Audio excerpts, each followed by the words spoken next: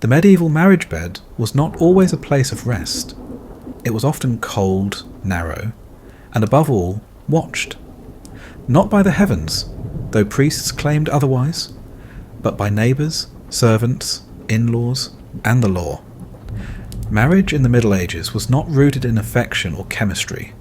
It was a contract, a financial arrangement, a familial merger. And like any contract, it was enforceable, sometimes with iron, sometimes with rope. In Christian Europe, marriage was sacred, but rarely romantic. A wife was expected to serve her husband, manage the household and bear children, preferably sons. A husband, meanwhile, was expected to provide and protect, though not necessarily remain faithful.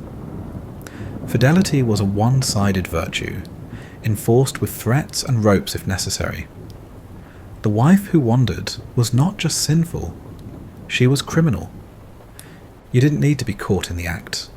Suspicion alone could ruin you. A glance too long, a cloak held too tightly, or a smile exchanged at the well. These could be enough to spark rumours. In tightly packed towns and manors, privacy was as rare as soap. People lived close, listened closely and judged quickly. And so, waking up beside your spouse in the Middle Ages meant more than sharing a bed. It meant coexisting under a microscope, with no escape and no forgiveness. Records from the 13th century Paris show that marriages were often surveilled by family and community alike. In one recorded case, a wife named Agnes was denounced by her neighbour simply because she took too long on her errands and returned smelling of rosemary soap. A luxury at the time, likely a gift. Her explanation that she visited her sister was not enough. She was whipped publicly in the town square. In England, particularly under common law by the late 1200s, adultery wasn't merely a personal shame. It was legally actionable. Husbands could sue for damages. Wives, on the other hand, had little recourse. A betrayed husband could reclaim dowries or even push for corporal punishment. A betrayed wife might be laughed at, told to obey more tightly, or, in the worst cases, become the subject of scorn herself for not satisfying her husband's appetite. It is important to understand how medieval society defined adultery, not as a betrayal of love, but as a breach of ownership. A wife was considered her husband's possession, part of his estate. To sleep with another man was to damage that property. Therefore, the offence wasn't just carnal, it was economic. A pregnant adulteress threatened inheritance lines, land transfers, and political alliances. The church had its own rules. Under canon law, adultery was a grave sin, but punishment varied wildly. Some dioceses demanded public repentance, a barefoot walk through the village, a confession in front of the congregation, or a period of penance in sackcloth. Others, particularly in parts of Italy and France, prescribed confinement in religious institutions. The punishment depended heavily on class. A wealthy noble woman might be sent to a convent. A peasant wife might be flogged. But the secular courts were often harsher and more theatrical. In 14th century Flanders, the city of Bruges kept detailed records of punishments for sexual crimes. In one case, a woman named Margarita was accused of meeting a mason in secret behind the churchyard wall. Though no witnesses saw the act itself, the testimony of a curious widow who spotted dishevelled hair and a flushed cheek was enough. Margarita was paraded through the town in a burlap shift, hair shorn, carrying a bundle of sticks on her back, to symbolise the burden of her lust. The mason was fined and sent on pilgrimage. It was rarely fair. Punishments were public because shame was a tool more powerful than iron. Town squares were theatres of morality, where justice was meant to humiliate more than rehabilitate. In Florence, records from the late 1300s describe a woman named Lucia who was accused by her husband of sleeping with a spice merchant. The merchant denied it, and Lucia refused to confess. Under pressure from local officials, she was placed in a pillory and had rotten eggs thrown at her face until she wept. Her tears were taken as admission. This was not unusual. In many towns, local law codes specified gendered penalties. In 14th century Nuremberg, a man found guilty of adultery might be fined or whipped. A woman? She might be chained to the town gate for 3 market days, where passers-by were encouraged to spit. Husbands were rarely expected to forgive, and wives were almost never offered understanding. Adultery by a man was a lapse. Adultery by a woman was an offence against the social order, and yet, despite the brutality, affairs persisted. Monasteries and nunneries had their own scandals. Soldiers, far from home, took comfort where they could. Nobles, protected by power, often kept mistresses in plain sight. The hypocrisy ran deep. What varied was who got caught and who paid the price. In 1324, in Toulouse, a baker's wife named Beatrice was accused of adultery by her husband. She denied it. The baker demanded an ordeal by water. Beatrice was stripped and thrown into the town river, bound. If she floated, she was guilty. If she sank, innocent. She floated. She was pulled out and whipped. Her supposed lover, a journeyman smith, fled town. No one followed. It is easy to forget, in a world of quiet bedrooms and distant neighbours, how loud and exposed the medieval world could be. Floors were thin. Doors were few. Walls were shared. Secrets were rarely secret. The moment you stepped outside, your life was on display. Adultery was not just a personal failing. It was a civic crisis, a moral contagion, a chance for everyone to feel righteous at someone else's expense. And so people woke each morning not just to work and pray and eat, but to watch, to judge, to whisper. Every glance, every touch, every delay could be read as guilt. The stew bubbled, the rumours brewed, the punishment waited. No one was safe. Not even in their own bed. In most towns, the distinction between sin and crime was blurred, but not erased. The church governed the soul, the crown, the body. And if you were caught cheating in the Middle Ages, you answered to both. Canon law was clear. Adultery was a mortal sin. It risked the soul's eternal damnation, placing it alongside murder, blasphemy, and heresy. But the church also wielded a pastoral hand, slow to mutilate, quick to shame. Confession was encouraged, repentance was mandatory. Public penance was the favoured tool. Strip away a person's dignity, and you'd strip away the desire to sin again. By the 12th century, the church had established formal procedures for dealing with adulterers.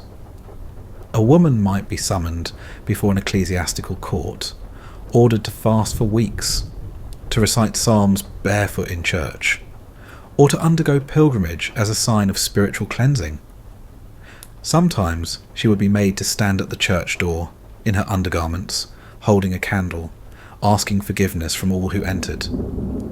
For men, similar rituals were prescribed, but far less often enforced.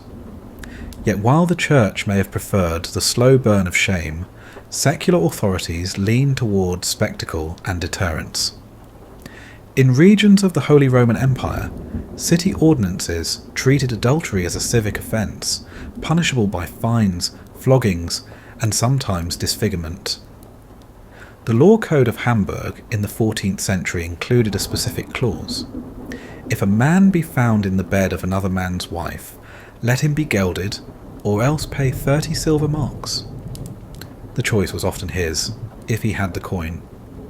In parts of Italy, secular law embraced the grotesque with theatrical flair. In Padua, records from 1370 describe a punishment where the accused adulterers were forced to march through the streets tied together, naked from the waist up, smeared in pig dung. It wasn't enough to suffer. You had to be made ridiculous. One of the most chilling examples comes from Florence in 1321, where a woman named Aldobrandina was discovered in bed with a visiting cloth merchant. The man escaped through a window, but she was apprehended. Her husband, invoking local honour laws, petitioned the city magistrates not for a trial, but for execution. Aldobrandina was hanged in the town square.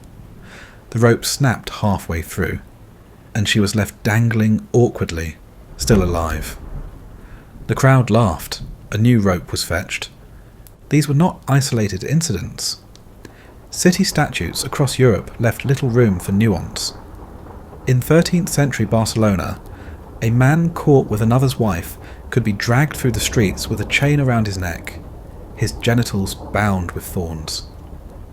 In London, the 1285 Assize of Bread and Ale, a law better known for regulating bakers, also contained moral clauses, allowing sheriffs to detain those found in bed with others not their lawful spouse during raids on taverns and inns.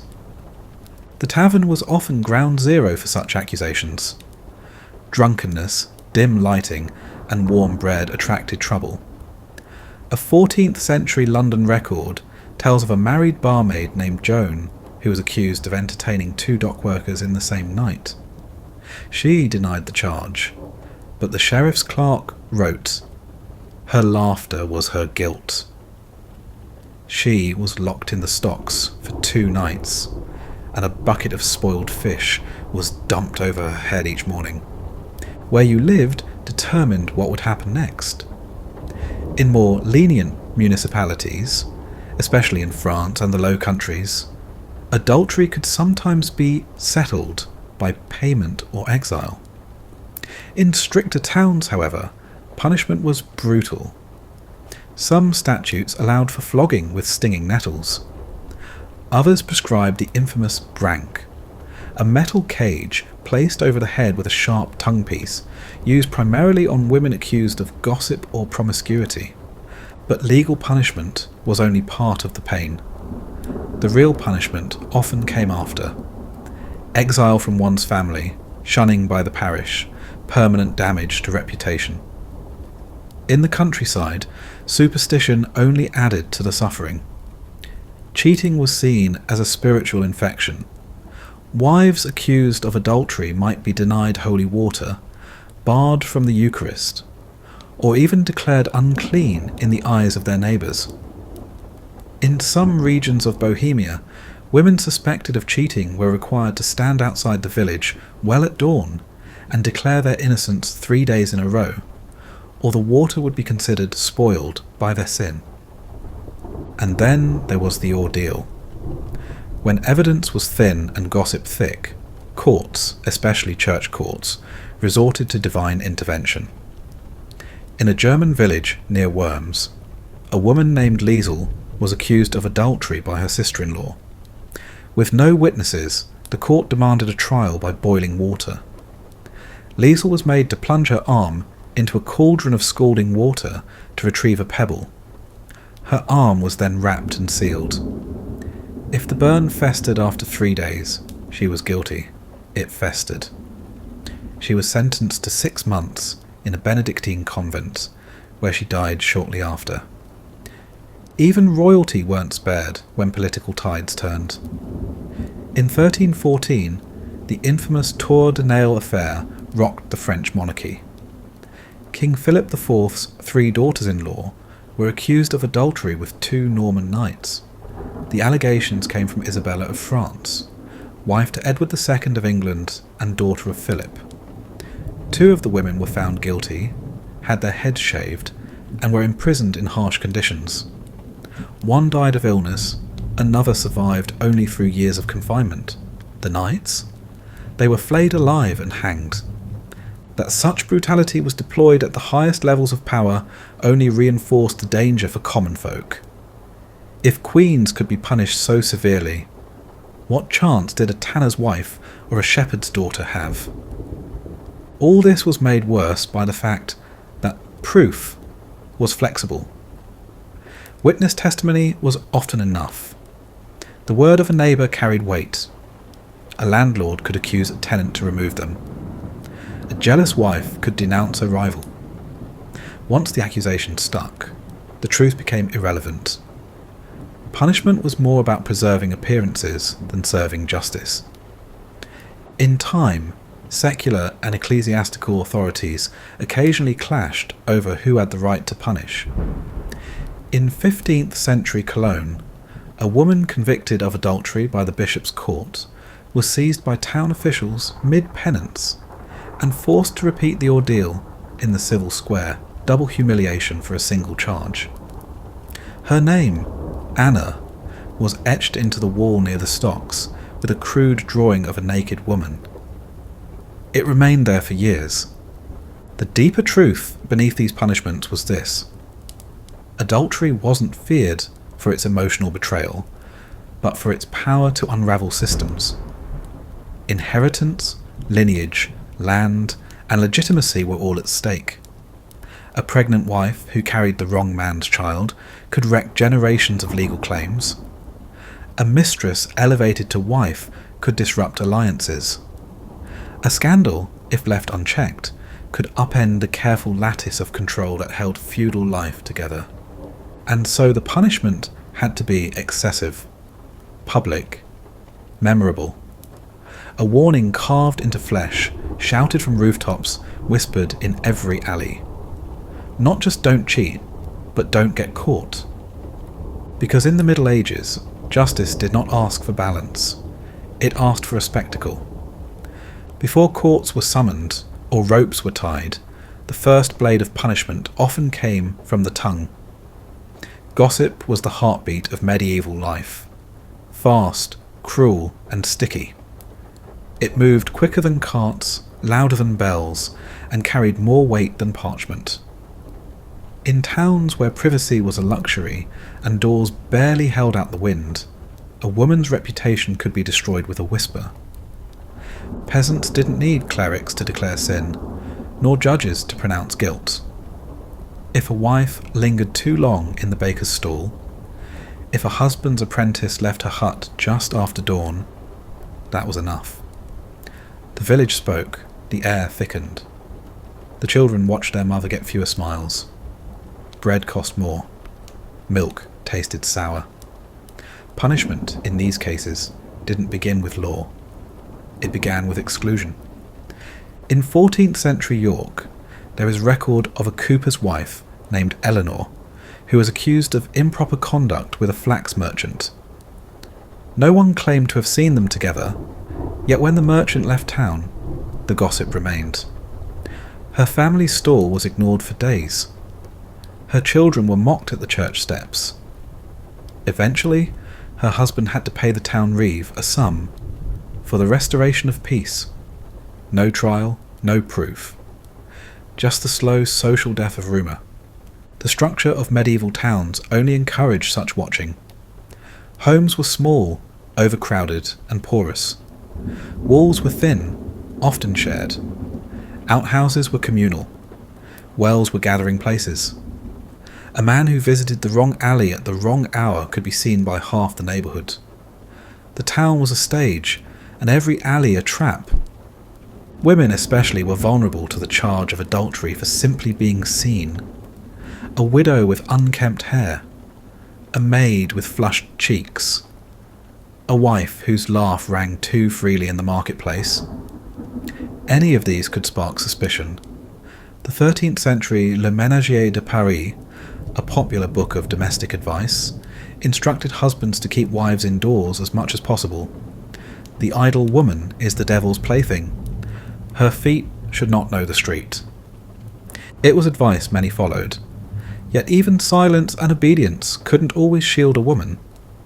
In many towns, the burden of proof rested on her inability to disprove. If she was accused, her defence carried little weight, especially if her accuser was male, landed, or clerical. Not all gossip remained gossip. When suspicions lingered too long, they became formal denunciations. In the manorial court rolls of 14th century Kent, we find repeated instances of communal accusations. Villagers swearing together that a woman had been too friendly with a ploughman, or that a man had entered the miller's wife's door on more than occasion. These testimonies led to fines, public penance, and in some cases corporal punishment. But even without formal accusation, the punishments were real. A woman suspected of adultery might find her family shamed, her daughters unmarriageable. Tradesmen might refuse service. Church pews were no longer shared. The isolation could be as severe as any flogging. And still, suspicion did not fall evenly. Among the peasant classes, men were more likely to escape unscathed, or even celebrated if they took a lover. Local songs and drinking tales often mocked the cuckolded husband more than the unfaithful man. To be horned was to be humiliated, but to cause it was a matter of strength. It was not uncommon to find wood carvings in inns or alehouses showing a man with horns sprouting from his head.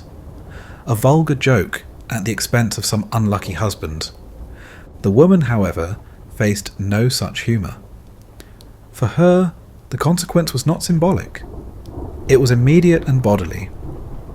The punishment for a peasant woman caught in adultery might include being dragged through the village by her hair, sometimes beaten with bundles of nettles or thistles. In parts of Saxony, the shame cart was used, a two-wheeled wooden cage in which the accused was paraded around town as children jeered and threw dung. These practices weren't just tolerated, they were expected. They served as moral theatre, reinforcing community boundaries. In tightly packed living spaces, where tensions flared over bread, manure, and firewood, policing desire became a shared ritual. Public punishment unified the crowd in its hatred of sin, even if that sin lived in their own homes. It wasn't always the authorities who initiated the punishment. In some areas, rough music, or charivari, served as informal justice. A group of villagers, usually young men, would gather with pots, pans, horns and whistles, and march to the home of the suspected adulterer, making a raucous din. This cacophony could go on for hours, even nights. It was meant to shame, to unsettle, to unhouse. Victims might flee the village altogether. In one recorded incident from 15th century Devon, a woman accused of lying with a tanner's boy was subjected to nightly rough music, until her family sent her to a cousin's village 3 days' ride away. No court had ordered it, no official record punished her, but her life in that village was over. And yet adultery persisted, because desire did not yield to law, and loneliness did not respect marriage contracts. Many unions were arranged, loveless or abusive. For some women, a lover offered not pleasure, but escape. A labourer who did not beat her. A neighbour who brought bread.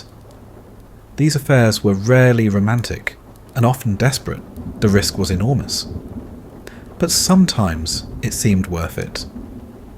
For men, especially younger ones, the temptation of an older or married woman could mean food, shelter, or even status.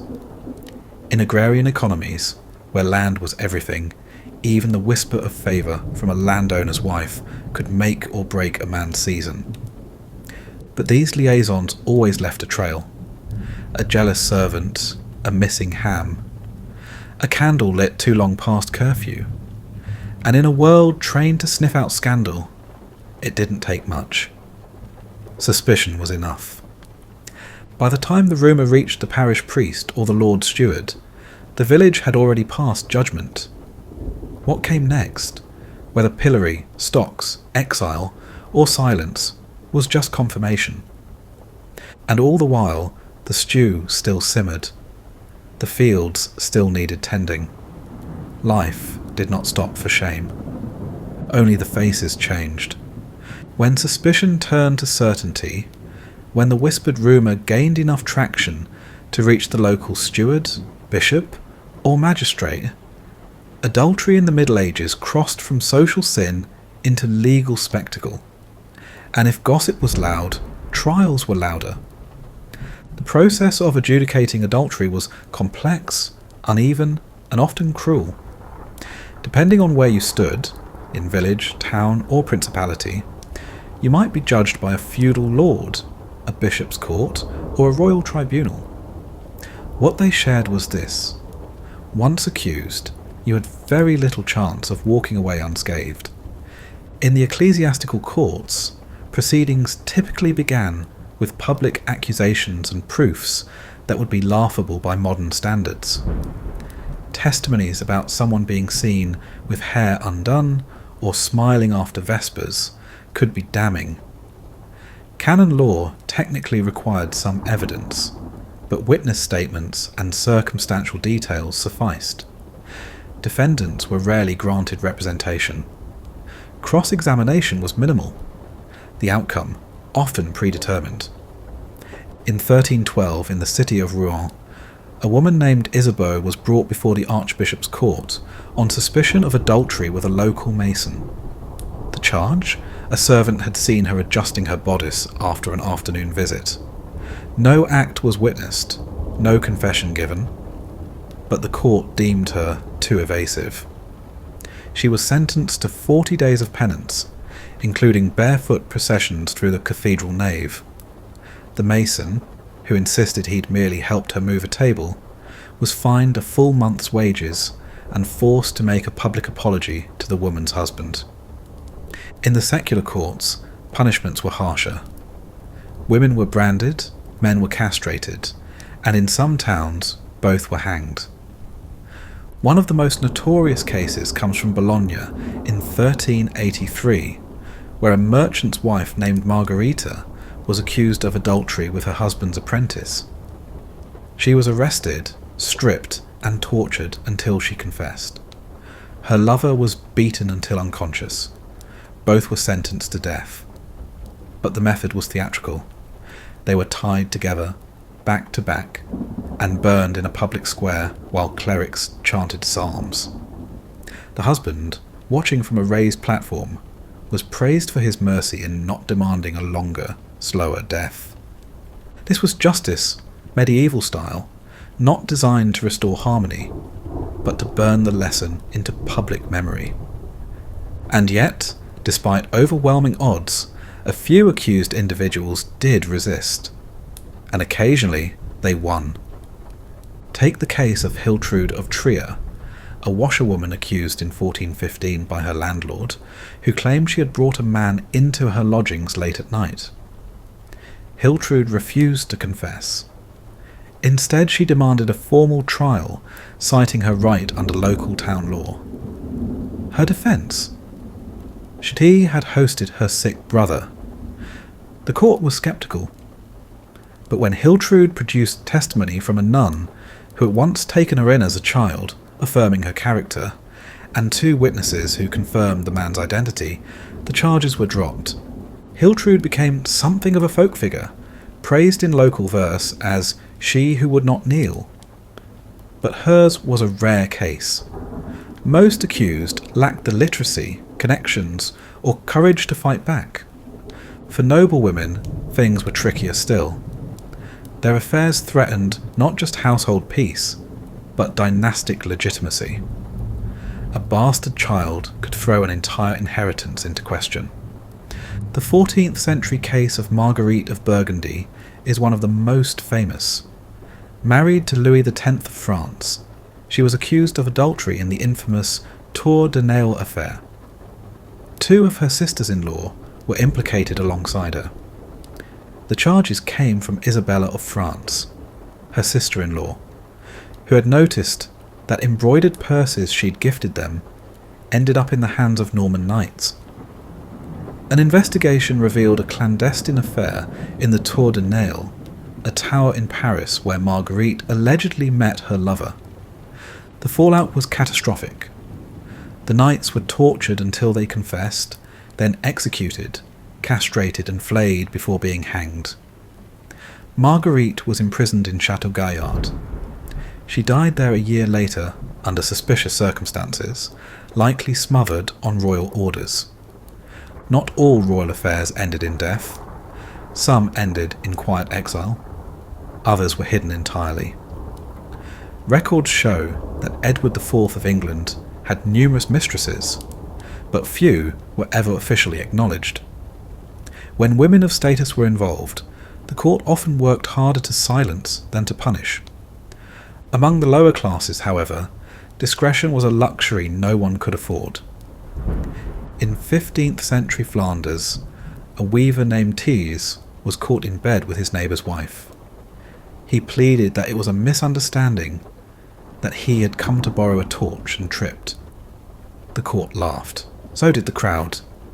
Thiers was sentenced to 3 days in the pillory, wearing a sign that read, "Lover of Lies." His lover was sentenced to be shaved bald and paraded through the street wearing only her chemise, with fish heads sewn to her sleeves. Her husband, humiliated beyond repair, left town within the week. These rituals of punishment weren't just about justice. They were warnings, performances, and at times entertainment.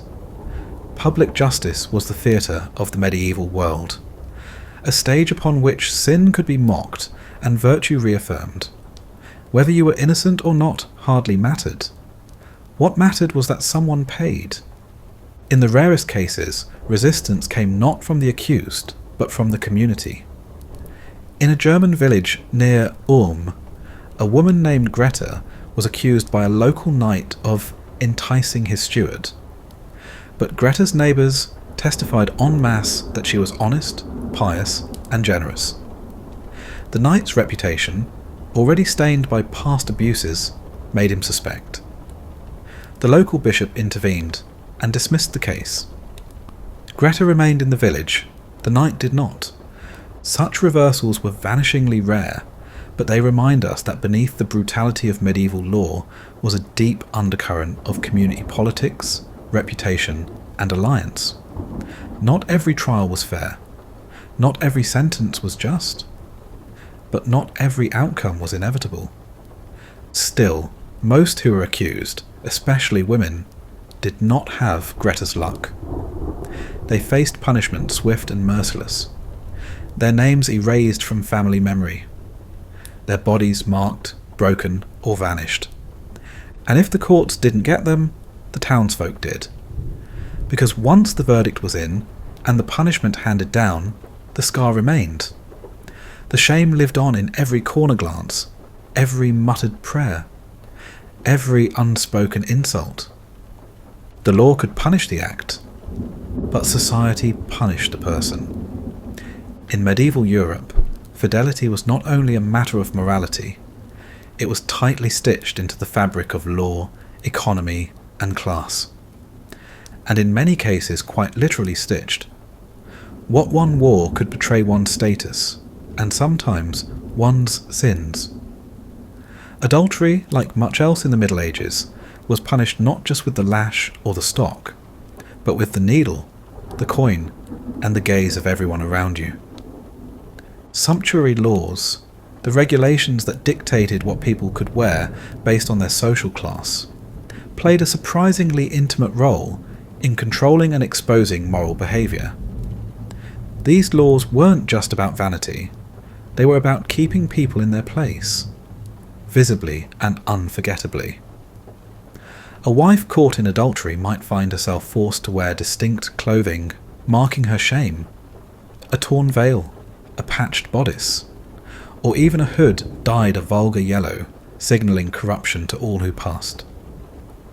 In 14th century England, one such regulation dictated that a woman convicted of adultery wear a coarse linen smock dyed with soot whenever she entered town. The law was enforced sporadically, but carried tremendous symbolic weight.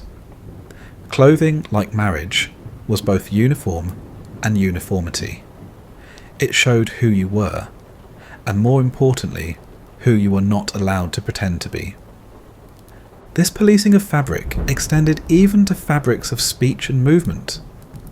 Women who were too visible, who walked unaccompanied, who laughed too freely in public, or who lingered in spaces dominated by men, were often subject to suspicion and subsequent charges. The law watched them, yes, but so did the butcher, the priest, the child selling onions. The social order depended on mutual surveillance. Legal consequences, meanwhile, were a patchwork of regional customs and deeply uneven enforcement. In southern France, adultery might lead to a fine and penance. In Saxony, to flogging and exile. In one case from Nuremberg, a woman was forced to wear a wooden collar carved with the word Ehebrecherin, adulteress, for 30 days while sweeping the churchyard. Her husband had petitioned for her execution. The magistrate, merciful only in degree, offered humiliation instead. Yet in the same town, a man found guilty of the same offence was ordered to donate money to the town's poor box and serve a week of labour reinforcing the city walls. No collar, no public parade, no name carved into wood. This disparity was rooted in the deep assumption that a woman's body was property, first her father's, then her husband's, and always under male supervision. To damage it, or share it, without permission was to damage the line of inheritance, the social contract, and the fragile balance between land, labour, and legitimacy. In Florence, this was codified with clinical efficiency. The 1325 city statutes outlined precise punishments for various adulterous acts. A married woman found in bed with a man not her husband, immediate arrest. Her hair was to be cut to shoulder length, her dress torn at the hem, her dowry forfeited. The man, if unmarried, a fine, if married, the same, unless his wife complained. If she didn't, the matter was often dropped. Records from the same year show a woman named Constanza brought before the city court on charges of sleeping with a silversmith. She denied it. Her husband, a cloth merchant, demanded her dowry back. The court agreed. Constanza was forced to return the property her family had provided at marriage, linens, land shares, and silver cutlery. She left the courtroom poorer than when she entered her husband's house years before. But these outcomes varied wildly based on geography and privilege. In certain parts of Scandinavia, the law allowed for a far more severe response. A 13th century Icelandic legal code permitted a husband to kill both his wife and her lover if they were caught in flagrante, provided the bodies remained undisturbed until the local thing, assembly, could be summoned. This clause was not theoretical. At least 3 recorded cases from the sagas note such killings, all ruled justified. By contrast, in parts of Moorish Spain under Islamic rule, adultery was considered a serious offence under Sharia law, yet punishment often required strict evidentiary standards, 4 male witnesses or a clear confession. Failing that, accusations could backfire. In Cordoba, one merchant who falsely accused his wife was publicly caned for slander after failing to provide sufficient proof. His wife was exonerated, but the damage to her reputation lingered. These differences illuminate a deeper truth. The punishment for adultery wasn't just determined by the act. It was shaped by gender, class, religion, and region. In feudal France, a nobleman could seduce a serf's wife with impunity. The reverse would be unthinkable. In London, a wealthy merchant might bribe his way out of scandal. A poor baker's wife could be ruined by a rumour. And yet, the law was only one net in a tangle of control. The church demanded repentance. The community demanded shame. The economy demanded that property, land, wives, children remain predictable and controlled. When those systems clashed, it was often the woman's body that bore the wound. One of the starkest examples of these overlapping forces comes from Avignon in the 1350s. A woman named Beatrice, recently widowed, was accused by her husband's former apprentice of having carried on an affair while her husband was alive. The court demanded she surrender half her late husband's property on the grounds that her sin invalidated the sanctity of her marriage. Beatrice resisted. She argued that the apprentice had attempted to blackmail her, that the affair never happened. The court, unmoved, sided with the man. Beatrice left town with nothing, no land, no coin, no honour. Her story was not unique. Across Europe, the script repeated: accusation, humiliation, punishment, and silence.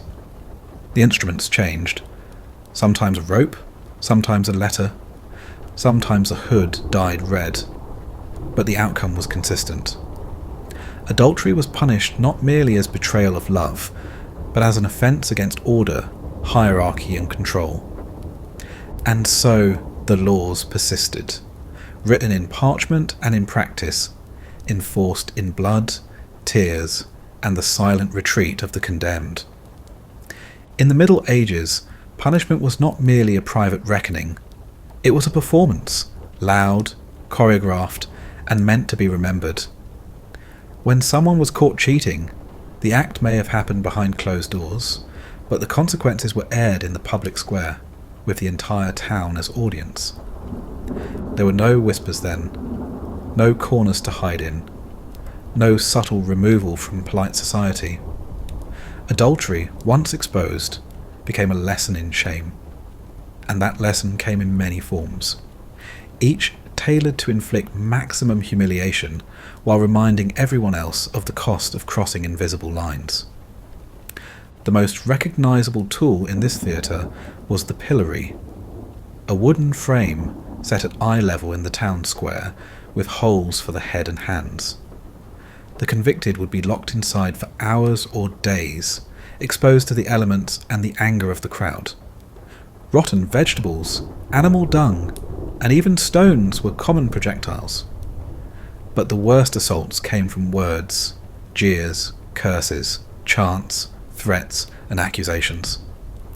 Children were often encouraged to spit.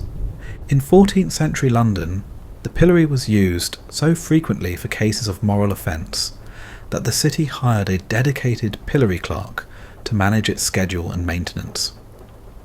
According to a 1382 record, a woman named Maud Le Brodeur was sentenced to 2 days in the pillory for being unchaste within a holy season. She wore a placard around her neck that read, "Flesh before faith." Her alleged lover received a fine and spent no time in public display. In France, similar devices existed. The carcan, an iron collar mounted on a post, used especially in Paris.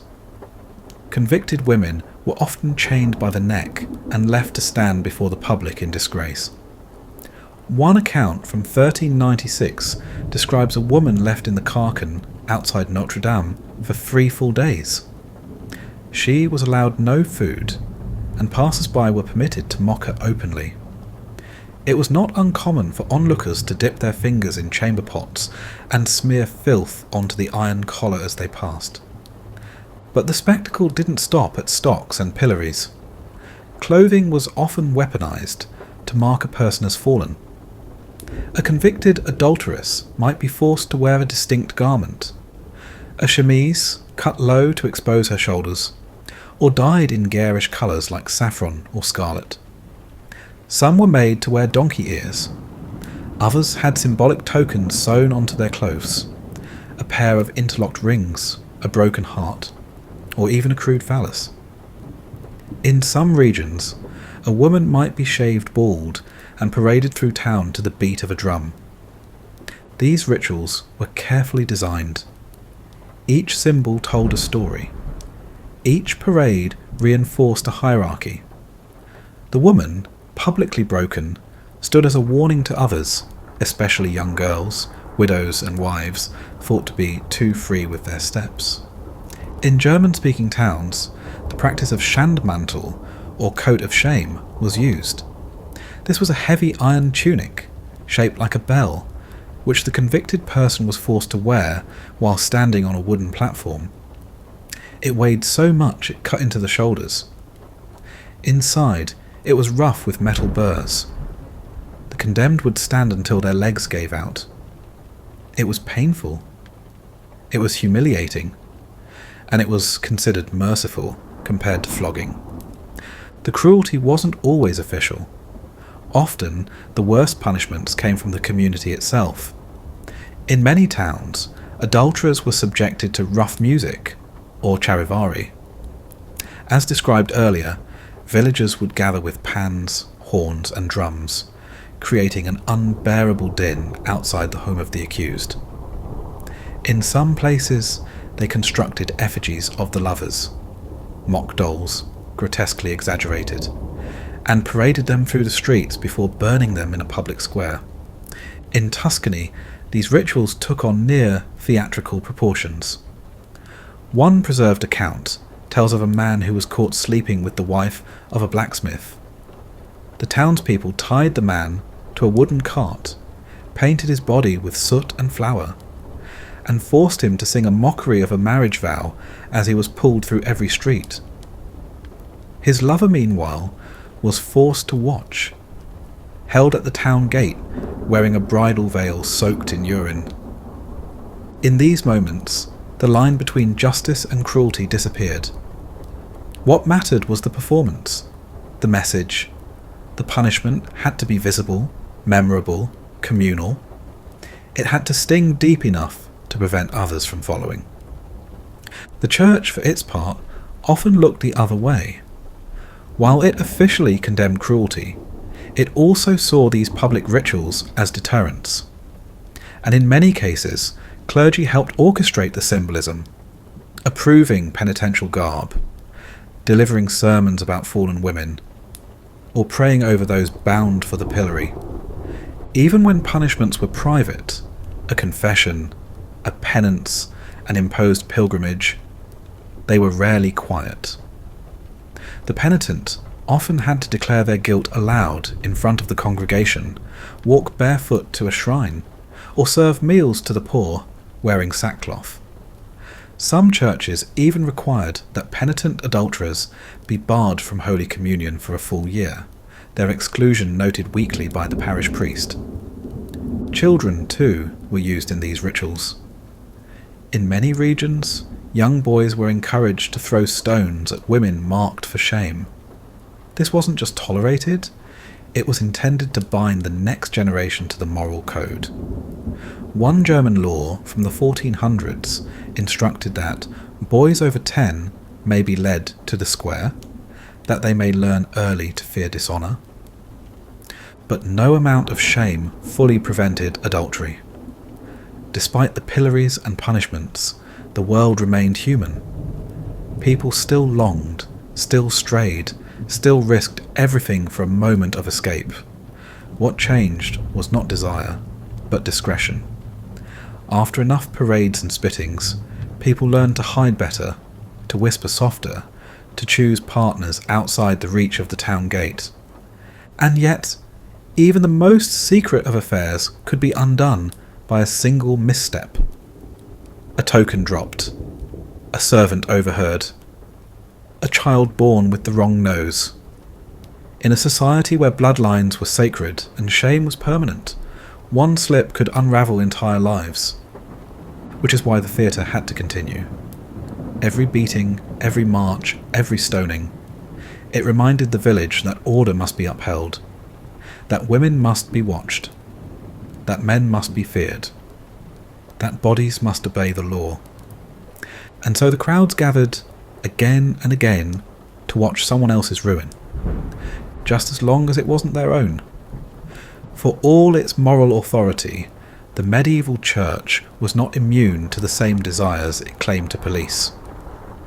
And though it preached celibacy and virtue from every pulpit, the clergy themselves, monks, friars, parish priests, even bishops, were frequently found tangled in the very webs of adultery, fornication, and scandal they condemned in others.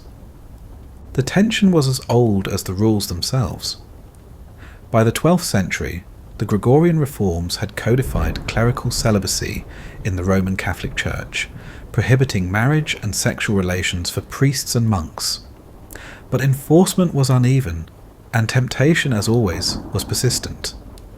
The confessional gave clergy extraordinary access to the private fears and longings of their parishioners, particularly women, and this intimacy, combined with social power, often led to abuse.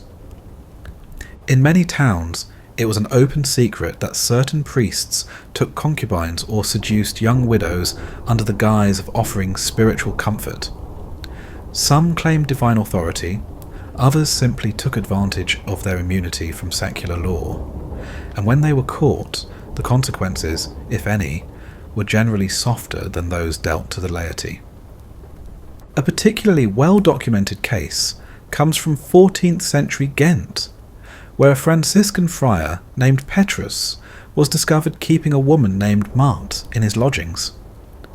Townsfolk had noticed that she entered at dusk and left at dawn, her hair loose and her dress untied. The bishop's court launched an inquiry. Petrus, when confronted, claimed she was there for confession. Marthe, however, was less careful, admitting that the friar had laid hands on her in the name of St. Francis and promised her blessings for obedience. The outcome? Petrus was transferred to a remote monastery, where he reportedly continued his behaviour.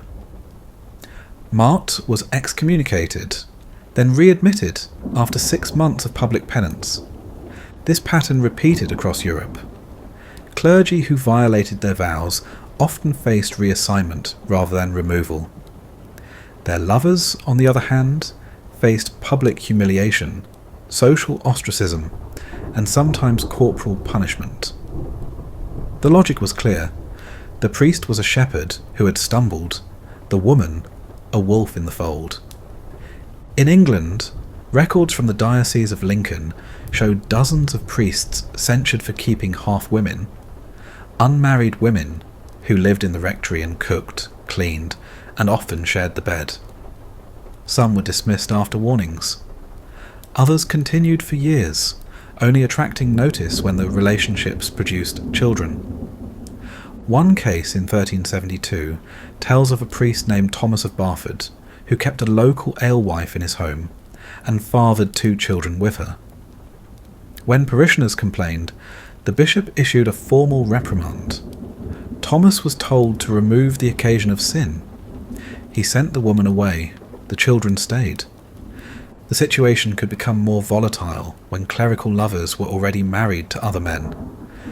In such cases, the offence became not only fornication, but adultery, and a direct threat to the social order. In a particularly scandalous case from Dijon in 1427, a Benedictine monk named Brother Anselm was accused of conducting a prolonged affair with a merchant's wife named Isabeau. The affair became public when Isabeau's husband fell ill and named the monk as godfather to his child, only to realise, too late, that the child bore little resemblance to himself, and more than a passing similarity to the tonsured friar. What followed was a local sensation. The husband brought his complaint before both civil and ecclesiastical courts. The church responded by having Anselm confined to his monastery under penitential silence. Isabeau, however, was handed over to the city authorities. She was paraded through the streets in a shift soaked in ashes, then confined to a Beguine house for a year. Her child was declared illegitimate.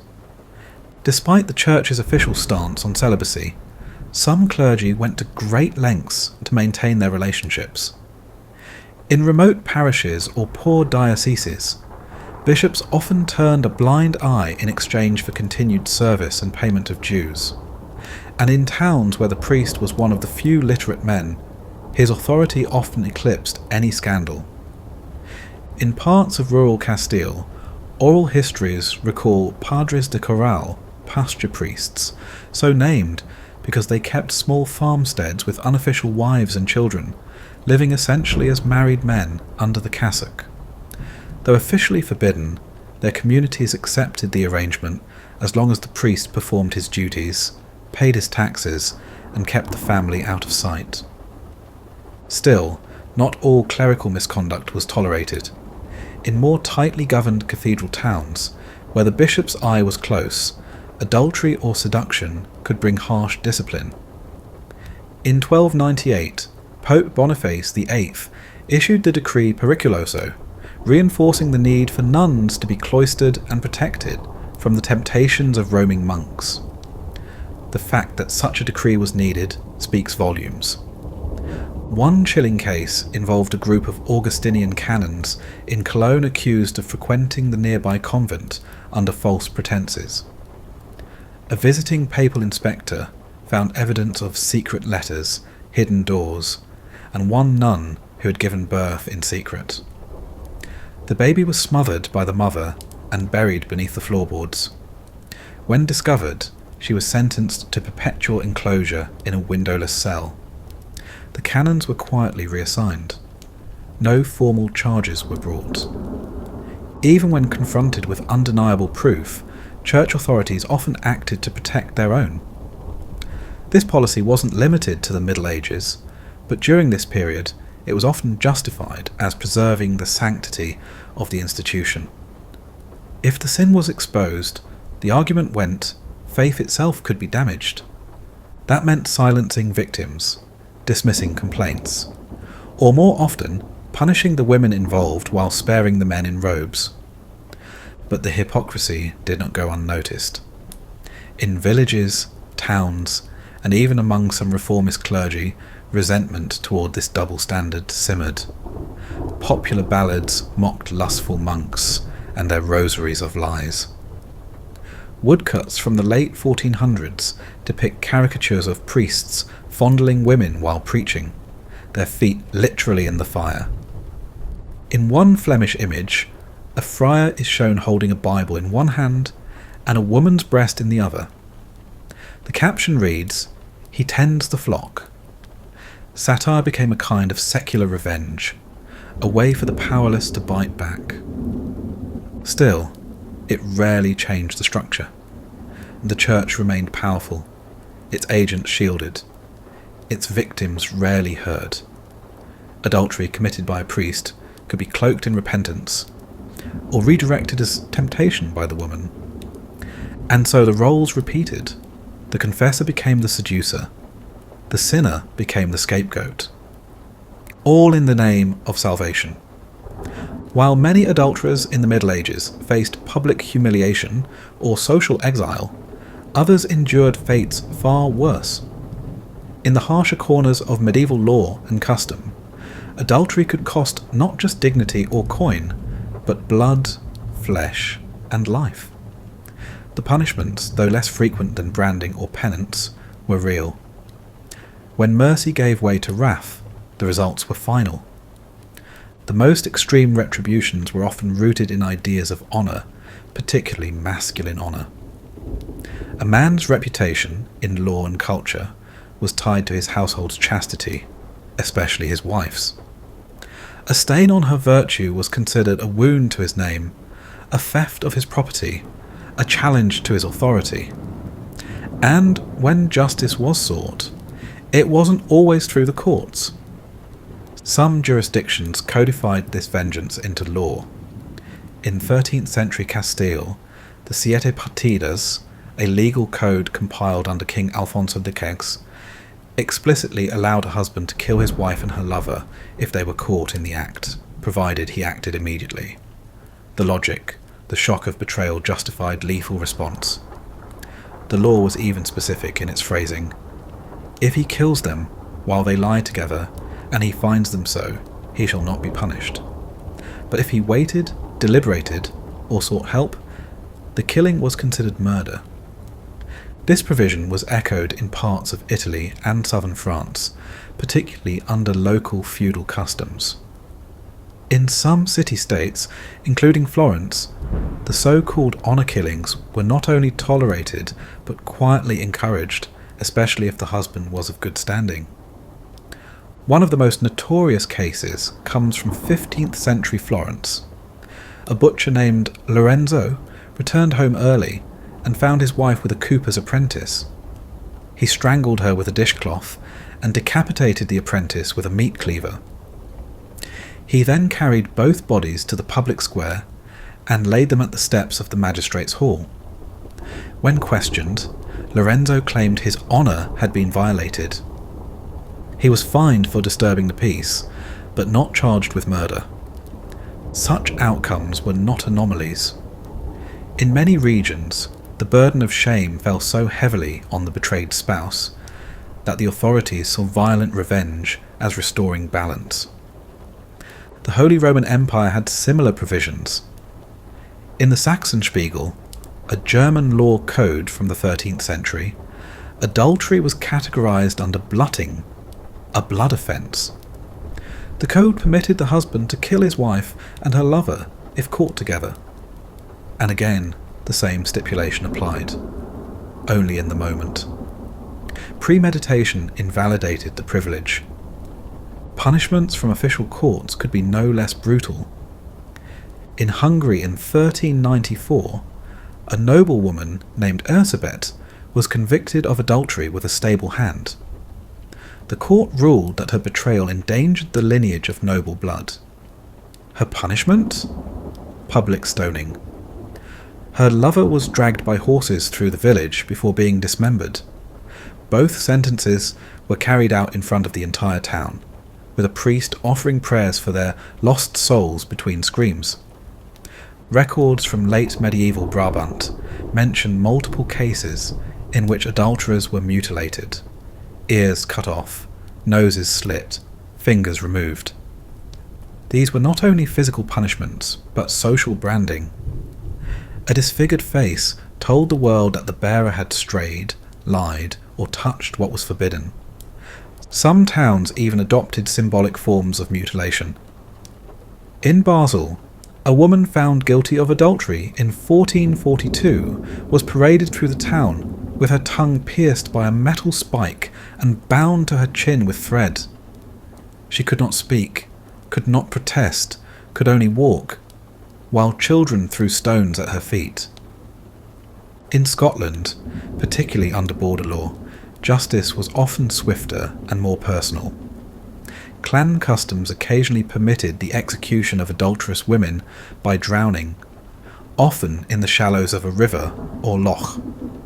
One account from 1460 in Roxburghshire describes a woman accused of sleeping with a rival clan member.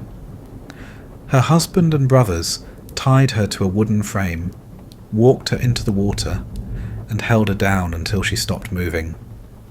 The local priest blessed her corpse. No one was arrested. Adultery was sometimes viewed not just as betrayal, but as treason.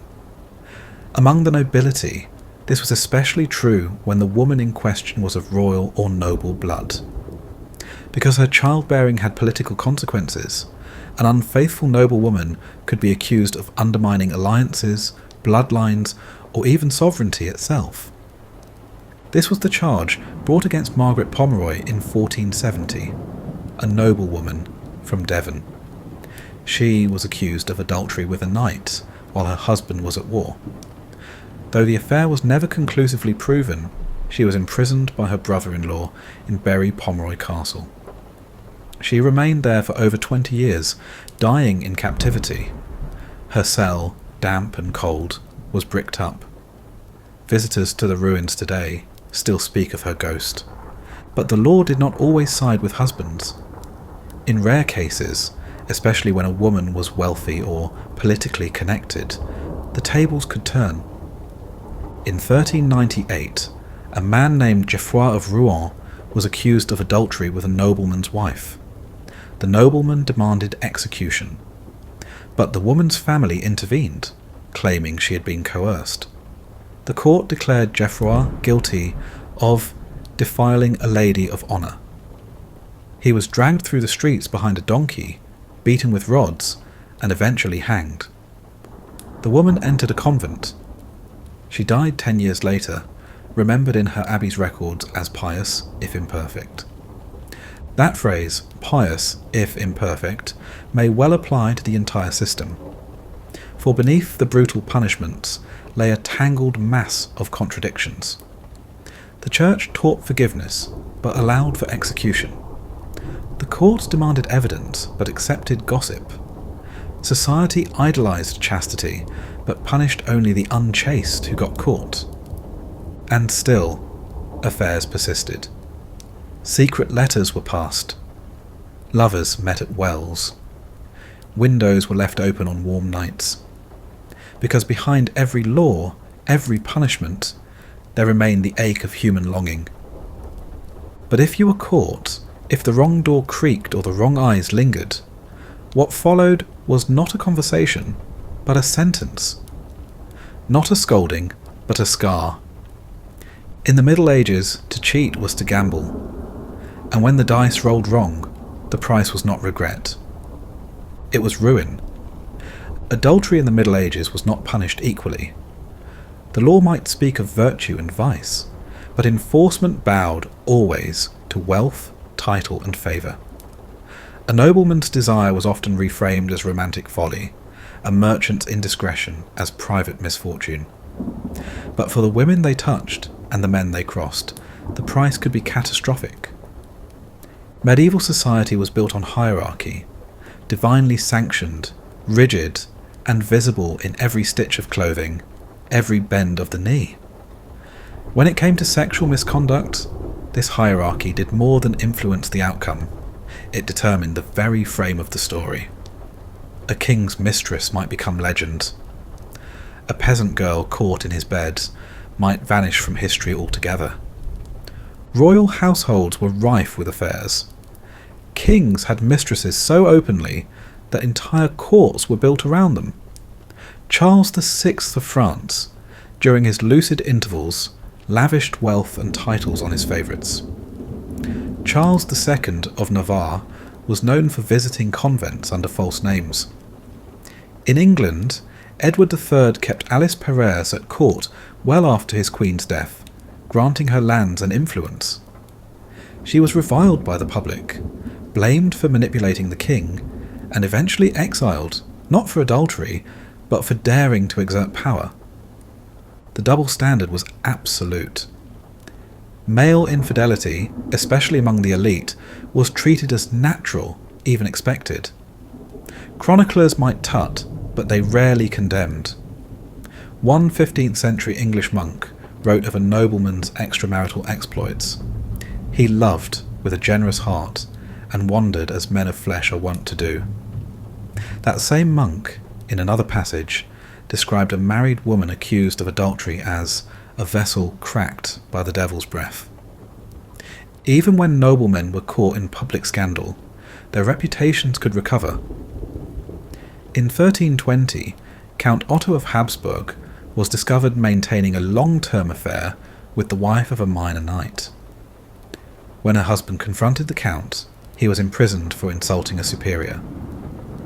The woman was confined to a convent. Otto was praised for his restraint in not having her executed outright. Within a year, Otto was back at court, his status unmarred. By contrast, the women involved in such affairs were rarely afforded dignity. A nobleman might escape disgrace. His lover, however, especially if married, could be punished as a seductress, a corrupter, or worse, a political liability. In Milan, in 1367, a merchant's daughter named Bianca was executed for adultery with a viscount's nephew. The nephew was married, Bianca was not. She was summoned to a trial in absentia, found guilty, and dragged from her home at dawn. Her hair was shaved. She was marched through the city barefoot in chains, then burned in the town square. The viscount's nephew paid a fine. His marriage was unaffected. This disparity wasn't merely social, it was written into law. Sumptuary statutes and moral codes often prescribed milder punishments for noblemen, or provided loopholes in the form of payments, oaths, or ritual penance. If you had land and favour, shame was negotiable. Clerical courts, especially, were known to be more lenient toward elite men. A bishop caught in adultery might be relocated, or made to fast. A peasant, meanwhile, might be branded. The logic was circular. Powerful men were too important to lose. Their sins were inconvenient, not intolerable. In Genoa, records from the early 1400s describe the case of Don Niccolò, a wealthy magistrate who maintained affairs with at least 3 married women in the city. Complaints were filed by jealous husbands, but Niccolò paid fines and donated funds to the local cathedral. He even commissioned a chapel which still bears his name. The women, however, were less fortunate. 2 were publicly flogged. 1 was sent to a religious house and never heard from again. These patterns weren't confined to courts and councils. Even in literature and art, the nobleman's affair was romanticised, tragic, passionate, fated. Courtly love poetry praised the knight who longed for the lady of another. Troubadour songs in southern France were filled with tales of noble seduction, cloaked in metaphor and music. Yet few poems mourned the serving girl cast out, the wife stoned in the marketplace, the daughter dishonoured and disowned. In households of power, even silence was a tool. Affairs were managed, obscured, ignored. A nobleman might marry a woman he had previously seduced and impregnated, especially if her family was advantageous. In this way, adultery became a form of upward negotiation, but only if the man allowed it.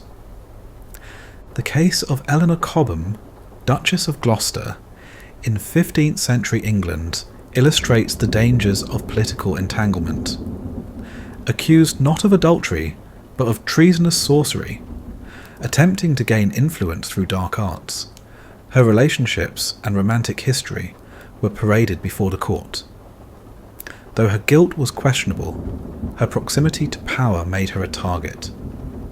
She was publicly humiliated, forced to walk barefoot through London, and imprisoned for life. Meanwhile, her accusers, male nobles and clerics with reputations just as stained, faced no consequences. Among merchants and townsmen, adultery likewise became a tool of dominance. A wealthy tradesman might seduce a servant, then dismiss her with coin or threat. If discovered, he could argue she tempted him. The servant, without land or surname, had no defence. She might be beaten, dismissed, or sold into labour. The broader the gap between status and station, the harsher the fall. But not all powerful men escaped forever. Occasionally scandal swallowed even the elite. If politics turned or enemies gained ground, past affairs became weapons. Bastards were revealed. Letters were exposed. What had been tolerated became treasonous. In such cases, even lords could fall, but they rarely fell alone. It was the lover, the maid, the wife, the girl behind the curtain who was first to bleed. Because in the Middle Ages, sin was survivable. So long as you owned a room it happened in. In a world built to punish them, some women found ways to survive adultery, and a few even used it to change their fate. Their stories, scattered across legal records, monastic chronicles, and rare surviving letters, reveal a different side of medieval life. One where cunning, silence, alliances, or sheer audacity could tilt the scales, if only for a moment. Not all women who cheated were caught. Not all who were caught were ruined. And not all who were ruined stayed silent. Survival often depended on strategy. In an age where the law presumed guilt, many women learned the power of denial, polished, absolute, and repeated. Confession could bring penance or worse. Denial, if maintained long enough, might wear down the court or muddy the witnesses. In Bruges, a cloth dyer's wife named Clara was accused in 1419 of adultery with a visiting merchant. Several neighbours had seen the man enter her home during her husband's absence. Clara claimed he was there on business, examining bolts of dyed linen. Her calm insistence, combined with the merchant's silence, created doubt. The court fined her for inappropriate conduct, but could not prove adultery. She kept her home, her children, and her station. Her husband left town the following year. Clara took over the business. Other women used manipulation, sometimes of the law, sometimes of the people around them. In one case from 14th century Naples, a noblewoman named Julia, suspected of an affair with a knight, accused her husband of abuse. She claimed that the knight had intervened to protect her. The case shifted focus.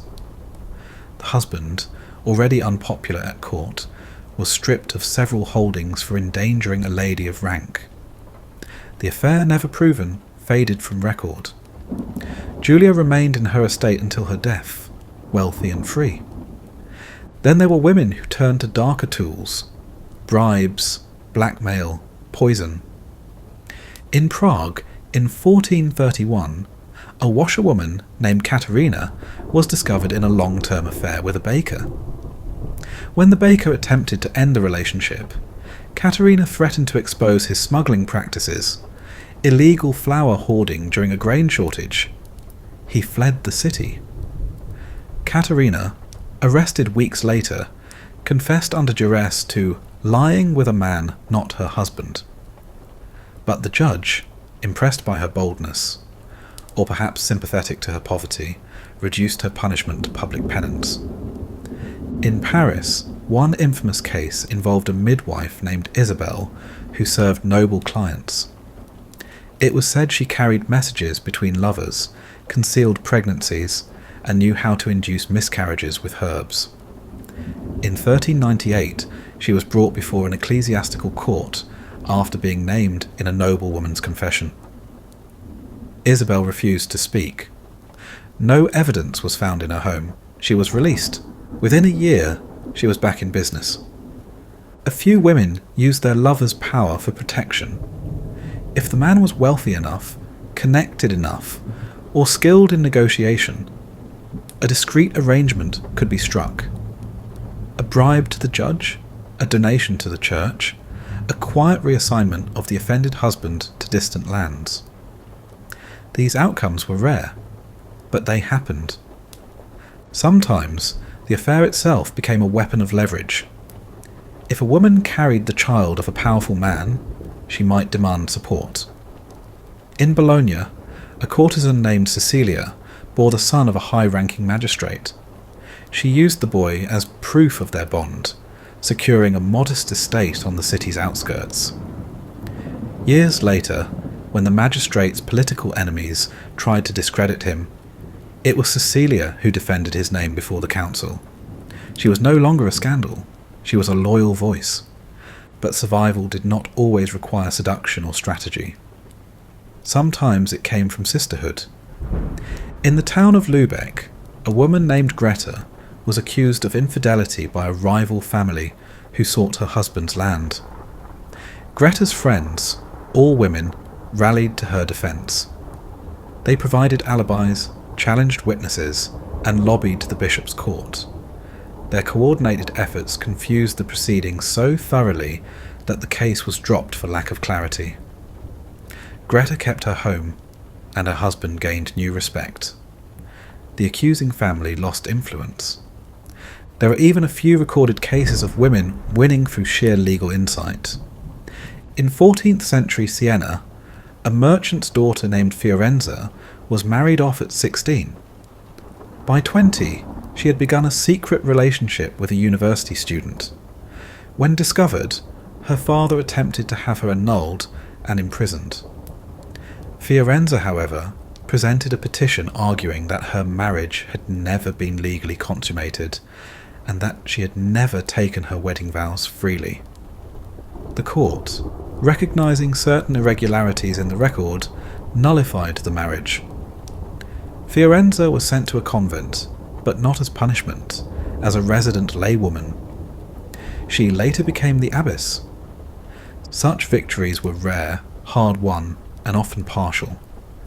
Even when a woman escaped the worst consequences, her reputation might never fully recover. She might be remembered in song or scandal as a cautionary tale. Her children might carry the weight of her shame. But there was power in evasion, in silence, in refusing to break. And there were a few, very few, who went beyond survival, using their affairs to elevate themselves, seize property, or carve out slivers of autonomy in a world that gave them none. These were not heroines in the modern sense. They operated within narrow margins.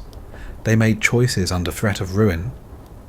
But their existence, fleeting, half erased, sometimes only glimpsed in a clerk's frustrated note, shows that even in the Middle Ages the script could be broken. And if the cost of breaking it was steep, it was for some still better than obedience.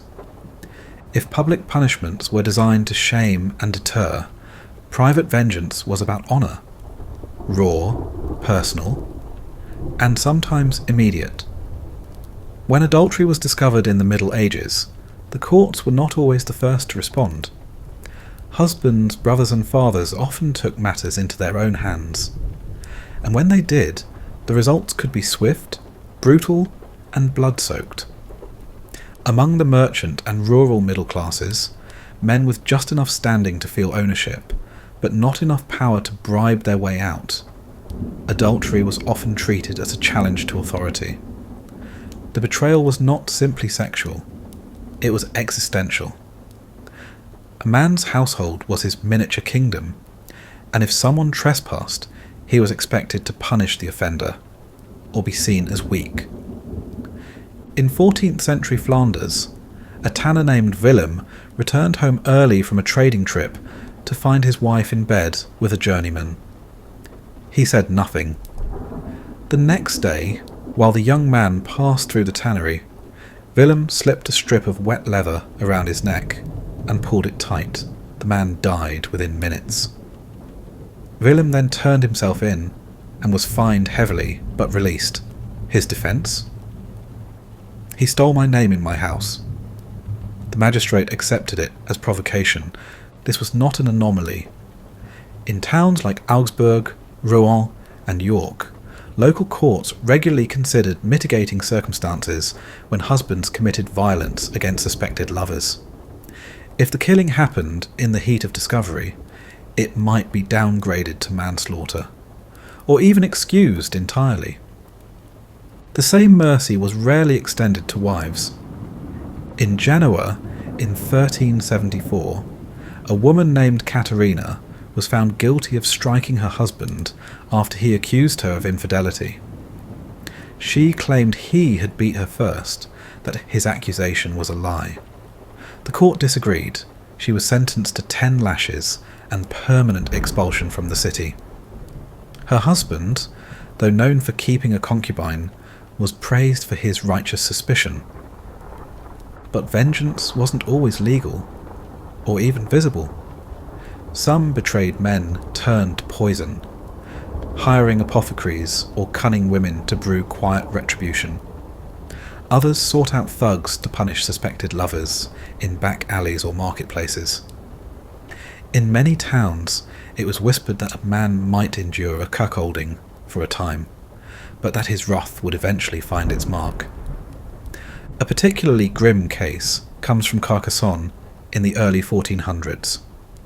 A cooper suspected his wife of sleeping with a priest. Lacking proof, he waited. When the priest visited one evening under pretense of blessing the home, the cooper offered him wine laced with ground glass. The priest died 2 days later. No charges were filed. Rumour alone tied the crime to the jealous husband. Women, too, took revenge, though with far fewer options. Some, when betrayed or cornered, turned the blade inward. In a Florentine record from 1451, a wife named Agnes, discovered in an affair and threatened with execution by her husband, slit her own throat in their shared bed. The notary recording the event remarked coldly, "She sinned, and she punished herself." Others fought back in subtler ways. In Bologna, a seamstress named Livia when accused of infidelity, accused her husband of impotence. She said she had taken a lover only to secure children, since her husband had failed to provide an heir. The court, surprisingly, ordered a physical inspection of the husband. When he was found to have injuries preventing marital duties, the case was dismissed. Livia's act of vengeance, public humiliation, was complete. Still, most revenge remained visceral and unrecorded. Eyes gouged in alley brawls. Men drowned in irrigation ditches. A blacksmith's hammer slipped in the forge. The law occasionally intervened, but more often the community absorbed the violence into its rhythm. Everyone knew someone who had been wronged. Everyone knew someone who had handled it.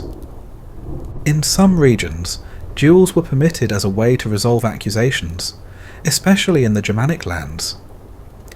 In these judicial combats, the cuckolded husband might challenge the suspected lover to a sanctioned fight. The most famous of these duels was the 1386 trial by combat between Jean de Carouge and Jacques Legris in France, a rare case where a woman's honour was defended in court and on the battlefield. Marguerite de Carouge had accused Legris, a fellow knight, of raping her during her husband's absence. The case reached the royal court, where the king decreed that a duel would determine the truth. If Jean lost, Marguerite would be burned as a false accuser. Jean won. Legris died. Marguerite lived, but carried the trauma forever. Even outside noble circles, the idea of restoring honour through violence remained strong. In certain Catalan towns, a husband could demand a form of ritual combat or enact a symbolic execution, cutting off a lock of his wife's hair in public, or striking her with a sandal in front of elders. These gestures might sound less severe than mutilation or death, but they carried immense social weight. A shaved head, a torn bodice, a slap delivered before witnesses, these marked a woman as forever suspect. The reverse was rarely true. A wife whose husband strayed had little recourse. She could not duel. She could not demand exile. At most, she could petition the bishop, or seek quiet revenge through other means. One 15th century tale from rural England tells of a miller's wife who, upon discovering her husband's affair, fed his lover pies laced with belladonna. The girl went mad for a week. No one could prove the cause. The wife was never questioned. The village, it seemed, understood. This understanding, the unspoken agreement that some vengeance was justified, created a grim equilibrium. The courts might punish, but it was the street that avenged.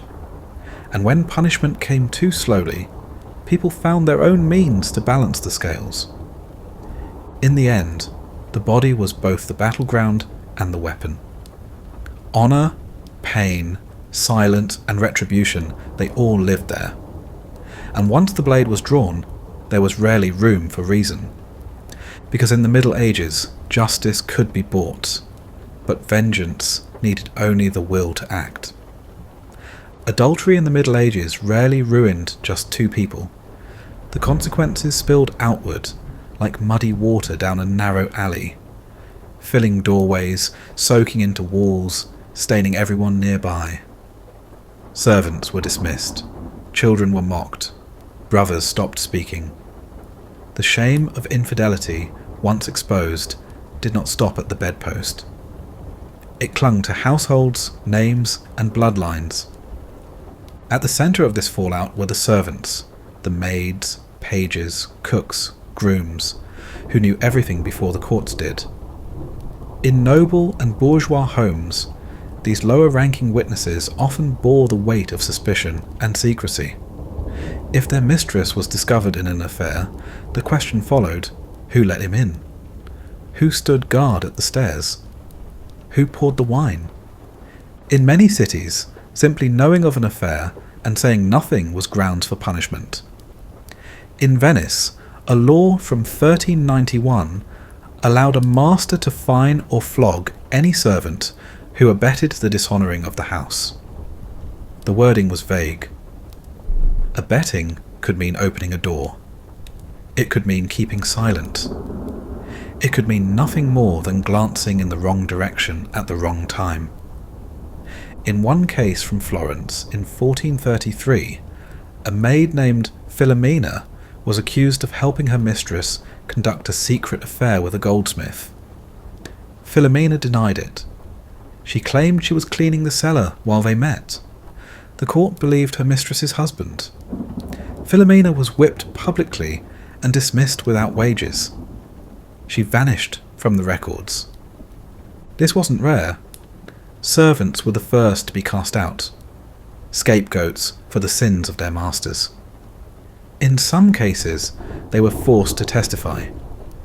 In others, they were silenced with threats. And if they knew too much, they could find themselves exiled or worse. But the fallout didn't end with the staff. Children too bore the burden. The child of an adulterous union, if discovered, could be declared illegitimate, bastardized by law, denied inheritance, shut out from guilds or offices. Even if raised in the home of the legal father, rumours could follow them for life. In England, ecclesiastical courts could hear petitions challenging a child's legitimacy, particularly during disputes over land. If a husband claimed his wife had conceived by another man, the case might be referred to canon law. Witnesses would be called to testify about dates, absence, resemblance. Midwives were questioned. And if the court agreed, the child was stripped of rights, not just to property, but to name. One boy, recorded in Yorkshire in 1422, was disinherited after his uncle presented testimony from neighbours claiming the boy bore the hair and brow of a tinker's apprentice known to visit the house. That was enough. Even when no legal action was taken, the child could suffer socially. They might be whispered about in church, excluded from certain marriages, or teased in the street. The baker's boy became a cruel joke in some villages, a nod to rumoured bastardy.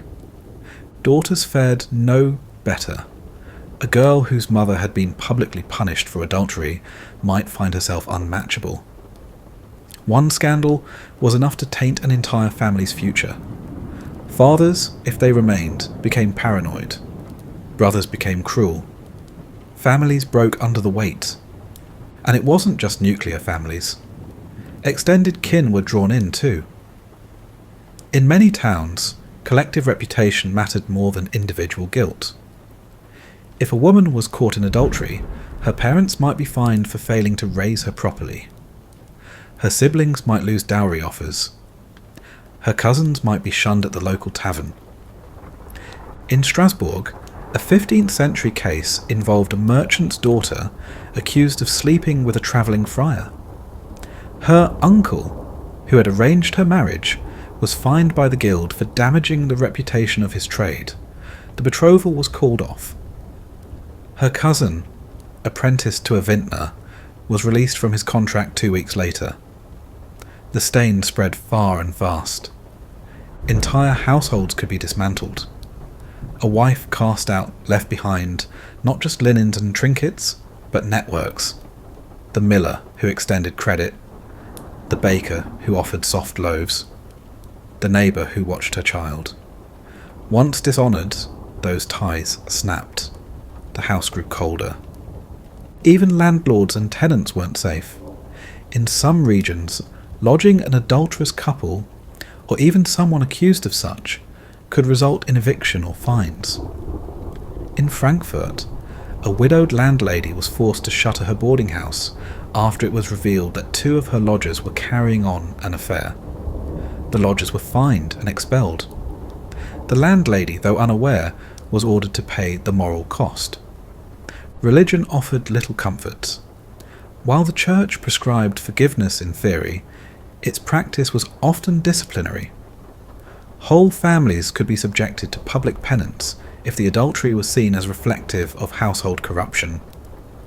In some cases, a father might be required to kneel beside his daughter in church while she confessed. Entire pews would be emptied of the disgraced, communion denied, even commerce was affected. A baker whose wife was caught in adultery might see customers drop away, not out of protest, but discomfort. The flour isn't clean anymore, one neighbour in a Paduan record said of a man's goods after his scandal. In a market driven by trust, reputation was as valuable as salt. Once spoiled, it could not be reclaimed. What lingers in the records is not just outrage, but exhaustion.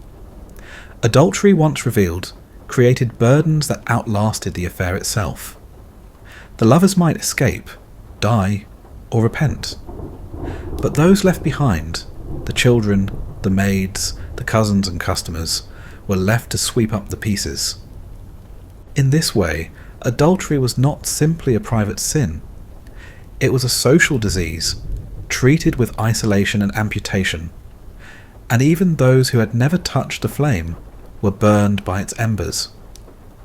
Adultery in the Middle Ages was many things: sin, crime, betrayal. But in some towns, it also became something stranger: entertainment. When trials were held in open air and punishments played out before crowds, morality blurred into theatre. And in that blur, shame turned into something performative, a spectacle to mock, to laugh at, to ritualize. A morality play with real blood, real tears, and sometimes applause. No event in the medieval village or town square drew more attention than the public shaming of adulterers. These punishments, often designed to deter, became community gatherings, akin to feast days or market spectacles. Bells were rung, drummers marched, children clambered onto barrels for better views, vendors sold pastries. And while the church claimed such events reinforced moral order, many who attended came not for penance, but for the show. Take the example of 15th century Bruges, where the punishment for adultery sometimes involved the accused being forced to ride backwards on a donkey through the town square, holding a wooden sword and wearing a tunic inside out. The crowd would follow, shouting rhymes, clanging pots, and throwing handfuls of flour or pig offal. The symbolism was deliberate. The backward ride mirrored the reversal of moral order. The sword was power turned impotent. The tunic mocked respectability turned shame. But to the crowd, these were less religious metaphors and more carnival elements. Laughter often drowned out the psalms. In Paris during the reign of Charles VI, records show that several punishments for adultery were timed to coincide with feast days, when crowds were already assembled. Public penance or pillory sessions might be scheduled just before a saint's procession or municipal announcement. The accused became a kind of warm-up act, a reminder of what not to be, framed between meat pies and miracle plays. Accounts from the English Midlands describe confession booths set up in town squares, wooden stages upon which the guilty would stand while their crimes were read aloud by a bailiff or parish priest. The format mimicked religious drama, with the adulterer playing the role of the fallen soul, and the crowd the chorus of judgment.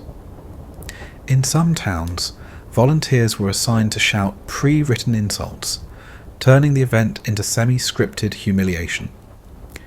Clergy sometimes played along.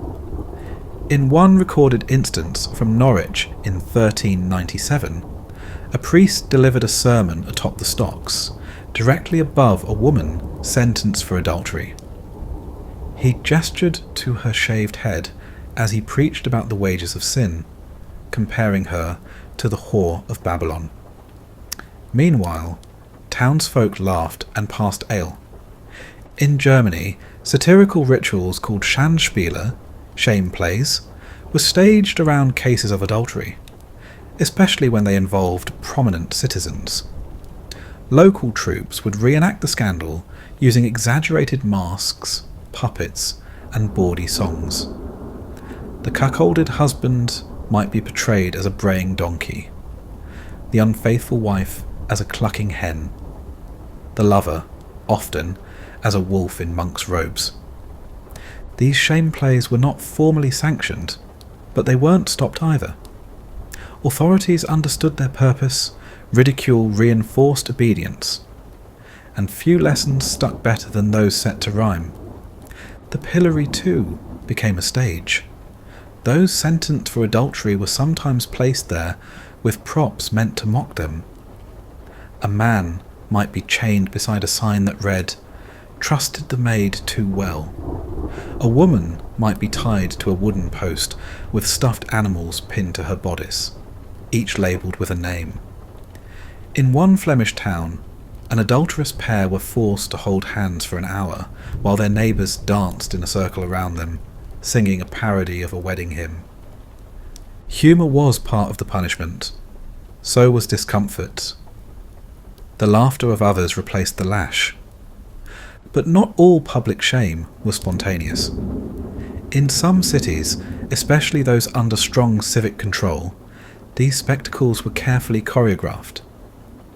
In Florence, adultery trials involving prominent families were sometimes followed by public reenactments, tableaux staged along main streets during festivals. These were morality lessons in the form of silent theatre. Actors posed as the guilty, one kneeling in shame, one looming with a raised rod, others dressed as judges, saints or devils. Children were encouraged to point, to name the sin, to learn. The effectiveness of such performances lay in their visibility. Words faded, scars healed, but the memory of being laughed at by neighbours, mocked by strangers, gawked at like a jester, that lasted. Especially in communities where everyone knew everyone. Even rural villages had their own versions of this spectacle. In Welsh borderlands, a woman caught in adultery might be forced to sweep the town road wearing only her underdress, with her hair unbraided, normally a sign of mourning or madness. As she walked, men would jeer and women would avert their eyes. It was humiliation as pilgrimage. Sometimes the spectacle took on seasonal elements. In Alsace, records mention a feast of shame staged once a year, where community members would nominate infamous sinners of the past year, those accused of drunkenness, blasphemy, theft, or adultery, and construct effigies of them to be burned in a mock trial ceremony. Even if the accused had been punished months earlier, their likeness would be paraded again, ensuring their legacy of disgrace endured. Not every town celebrated shame, of course. In more conservative or clerical regions, these performances were condemned as indecent. But the tension always remained. Punishment required visibility, and visibility drew crowds. And wherever there were crowds, the line between justice and entertainment grew thin. Behind the laughter, though, was fear. Fear of becoming the next one on the donkey. Fear of hearing your name in the next rhyme. Fear of being watched, judged, mocked, whether guilty or not. The spectacle taught obedience not by law, but by humiliation. And in the Middle Ages, nothing travelled faster than a story shouted over the stocks. For all the spectacle, for all the stocks and scorn, the Church insisted that adultery was, above all, a sin of the soul. And like all mortal sins, it demanded repentance, visible, audible, enduring.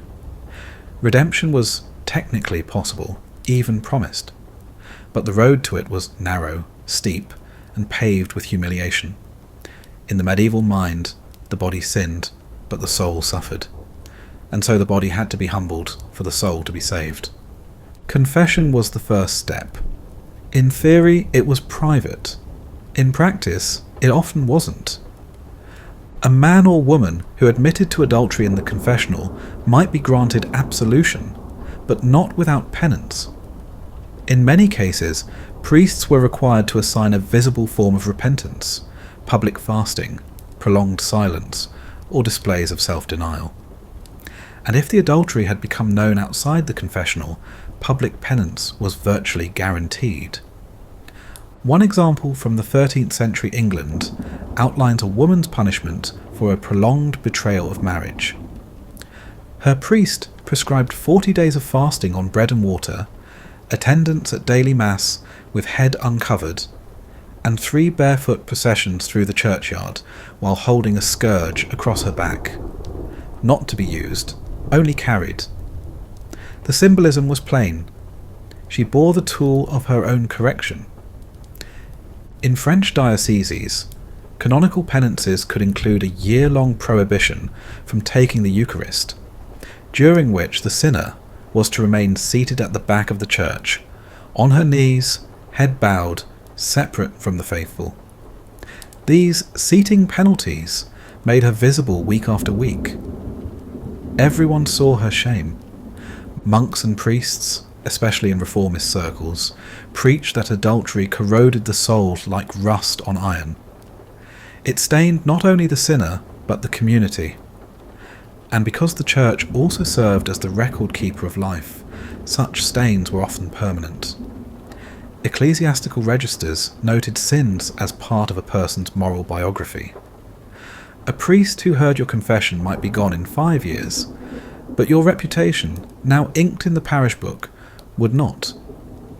In cities with more structured penance systems, like Cologne, Lyon, or Milan, some adulterers were ordered to wear a distinct garment during their period of spiritual rehabilitation: a grey cloak, a rope belt, or a hood without face opening.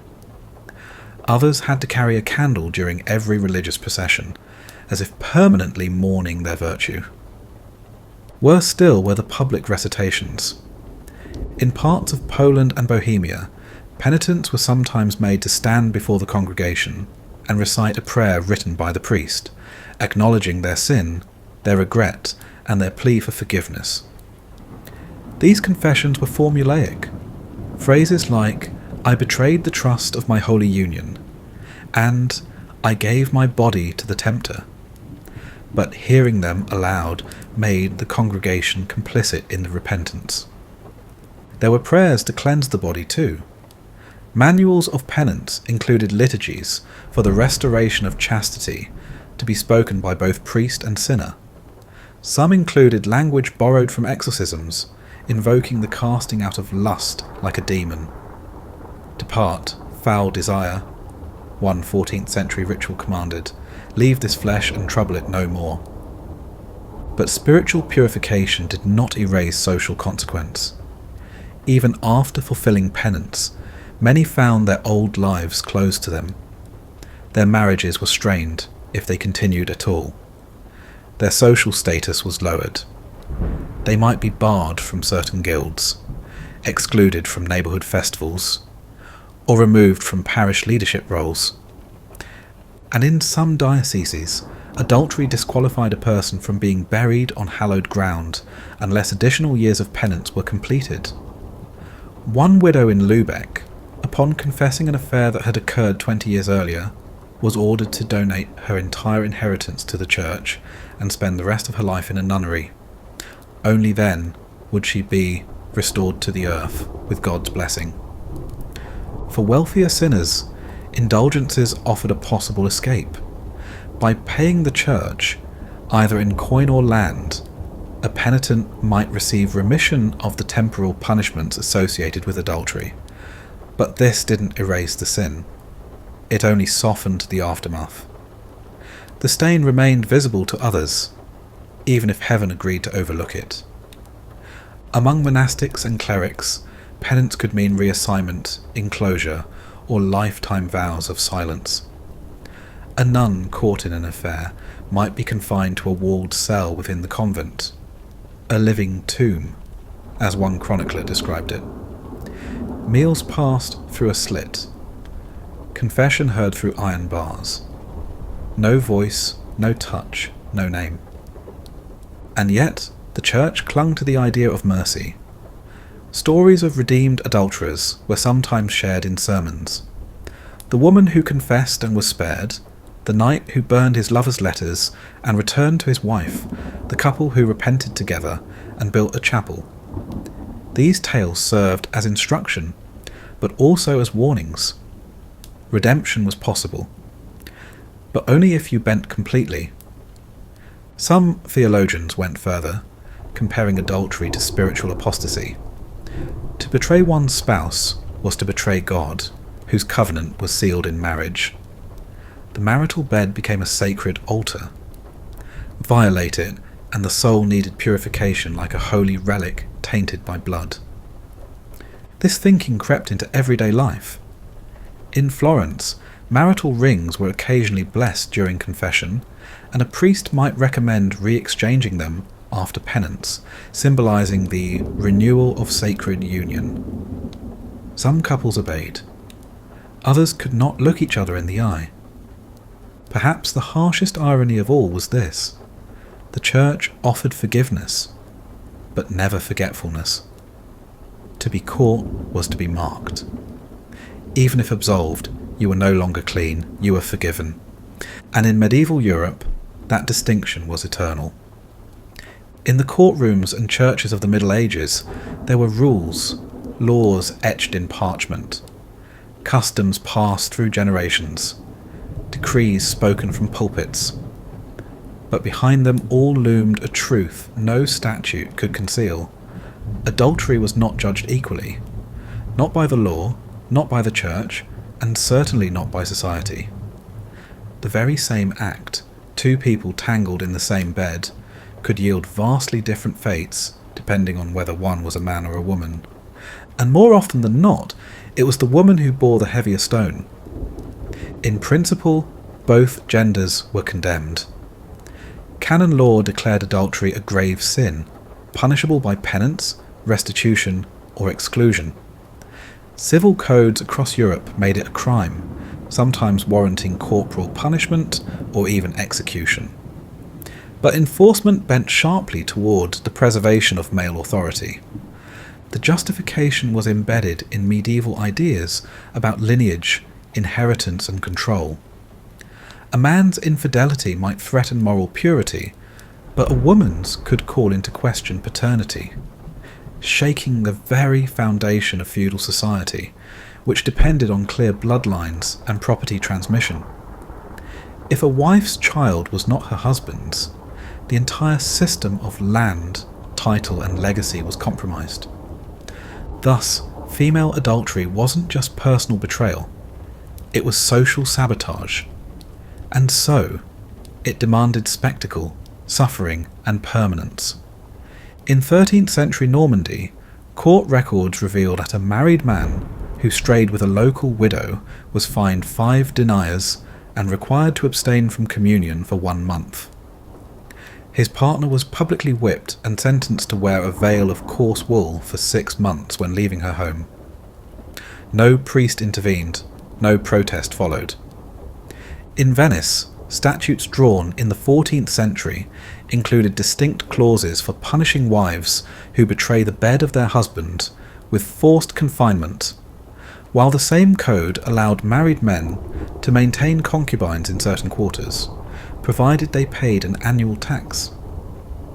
Legal codes in Castile, Aragon, and Toulouse drew similarly sharp lines.